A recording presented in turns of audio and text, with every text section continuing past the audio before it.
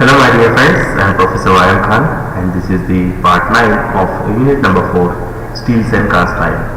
Up till now we have completed the part of steels and we have also started the part of cast iron of this unit, and we have discussed the various types of cast irons and its classification, as well as we have completed the effect of alloying elements on the cast iron. In today's video we are going to discuss about white cast iron and malleable cast iron.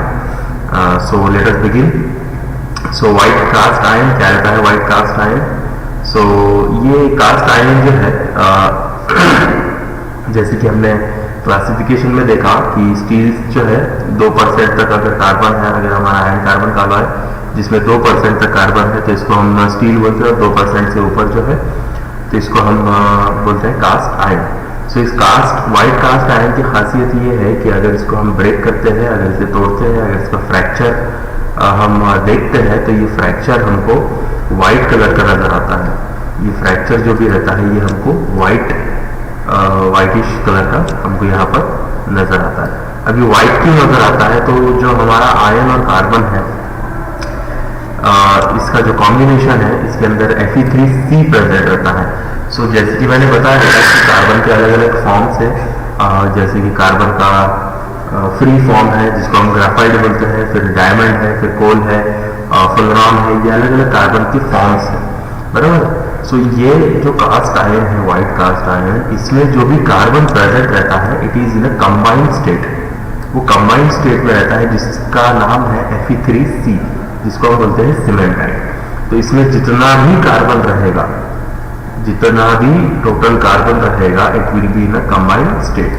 वो Fe3 से जुड़ा हुआ रहेगा, मतलब ion से क्या रहेगा, वो कनेक्टेड रहेगा, उससे उसके साथ मिक्स्ड रहेगा. So there will not be any free carbon, free किस्म का, या जिसको हम ग्राफाइट बोलते हैं, ये ग्राफाइट इस व्हाइट कास्ट आयरन में बिल्कुल नजर नहीं आता है. It is very in less amount, almost negligible amount उसका रहता है. सो ये जो स्ट्रक्चर है इसका माइक्रो स्ट्रक्चर हमको व्हाइट नजर आता है, क्योंकि जब ग्राफाइट तैयार होते हैं तब जाके हमारे कास्ट आयरन का स्ट्रक्चर ग्रे या फिर ब्लैक कलर का नजर आता है.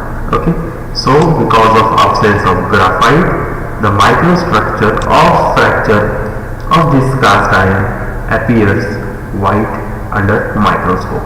ठीक है. सो ये जो व्हाइट कास्ट आयरन है इसका कंपोजिशन क्या है या इसकी प्रॉपर्टीज क्या क्या है, तो वो डिस्कस करते हैं. सो जैसे कि मैंने बताया आपको, इसका फ्रैक्चर जो भी रहेगा it will appear whitish in colour. Okay, जो भी Fe3C है, ये जो भी कार्बन है वो Fe3C के फॉर्म में रहेगा, मतलब कंबाइंड फॉर्म में रहेगा, और किसी भी तरीके का वहां पर हमको ग्राफाइट नजर नहीं आएगा. सो ये कंपोजिशन की वजह से भी होता है कई बार, जैसे कि कार्बन का जो कंटेंट है इट इज 2.3 to 3%, ज़्यादा नहीं है. देन सिलिकॉन जो है इट इज अराउंड 0.5 to 1.3% है. सल्फर जो है 0.06 से लेके 0.1% तक है मैक्सिमम, एंड फॉस्फोरस जो है वो 0.1 से 0.2%. And last but not least manganese जो है it is from 0.5 to 1%. Okay, so ये व्हाइट कास्ट आयरन है. व्हाइट कास्ट आयरन की जो हार्डनेस है इट इज गुड, 300 से 350 BHL तक उसकी हार्डनेस रहती है. इसकी कंप्रेसिव स्ट्रेंथ भी काफ़ी अच्छी है. Okay, because of presence of cementite which is a hard phase.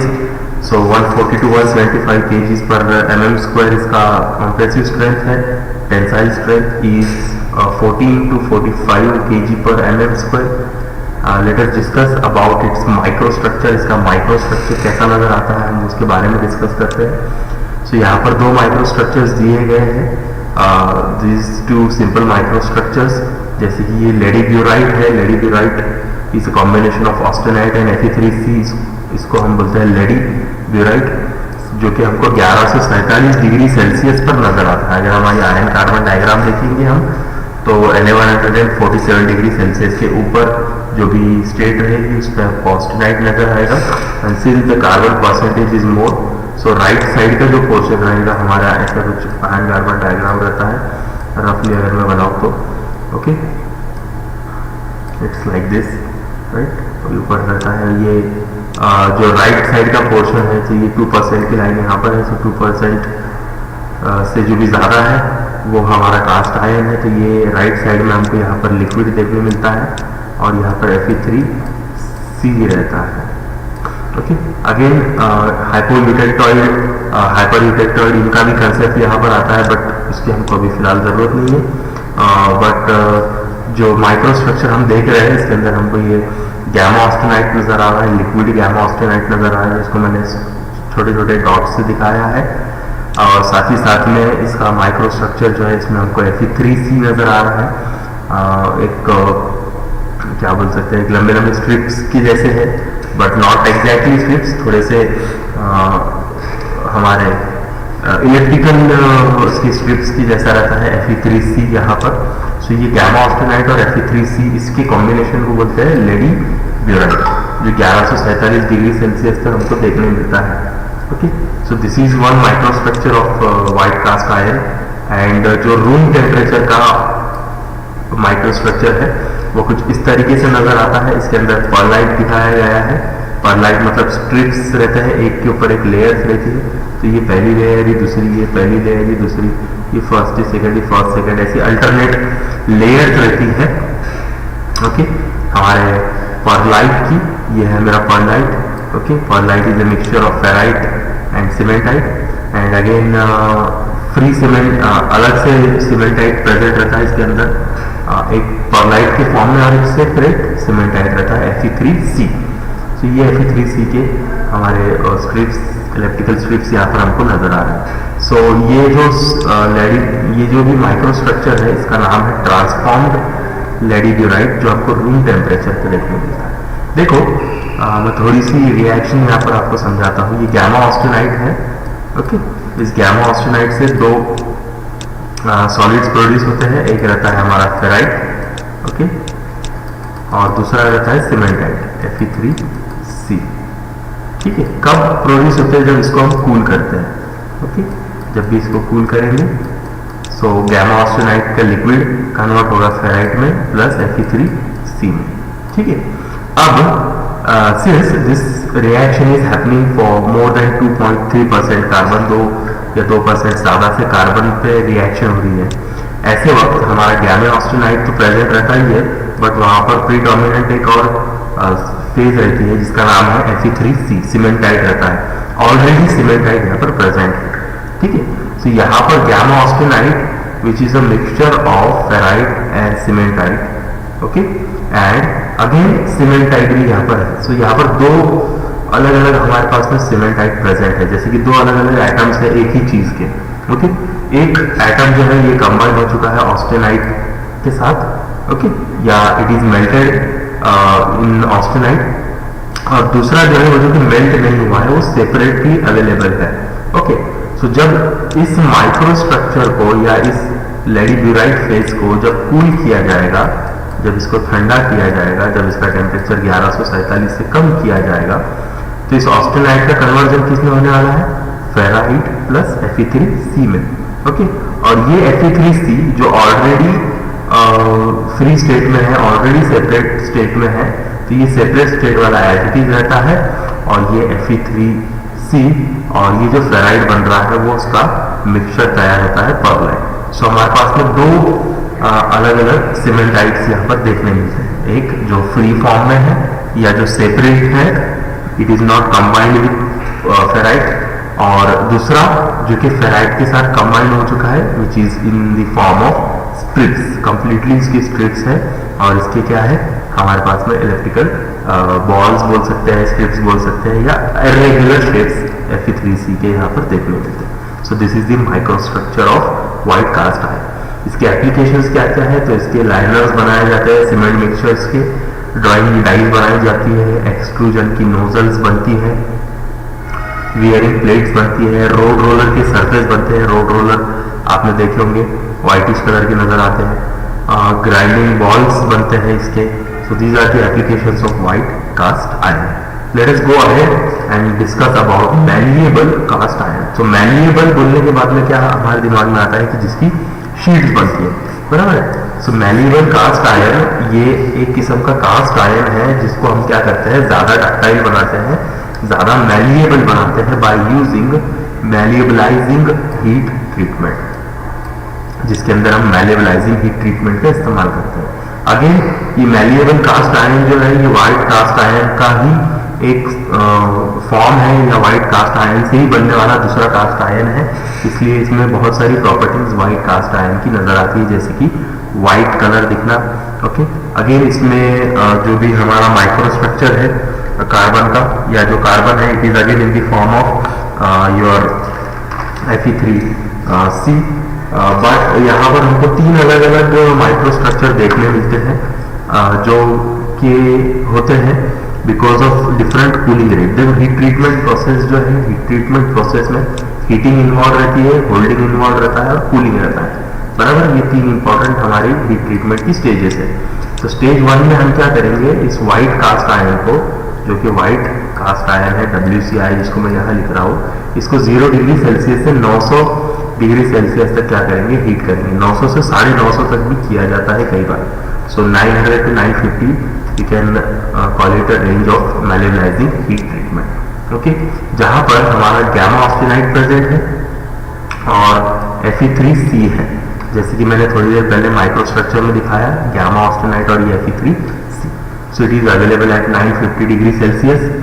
सो ये गामा ऑस्टेनाइट प्लस Fe3C, इसको जब हम होल्ड करते हैं कुछ पीरियड के लिए, तो यहाँ पर हमको फ्री कार्बन यानी ग्राफाइट प्रोड्यूस होते नजर आएंगे, जो कि Fe3C से सेपरेट हो रहे हैं, मतलब इसके आयरन से ये क्या हो रहा है, कार्बन यहाँ पर सेपरेट हो रहा है, it is producing free carbon, और जो भी आयरन सेपरेट हो रहा है it is again going to mix with austenite, जिसमें फेराइट प्रोड्यूस करेंगे वो।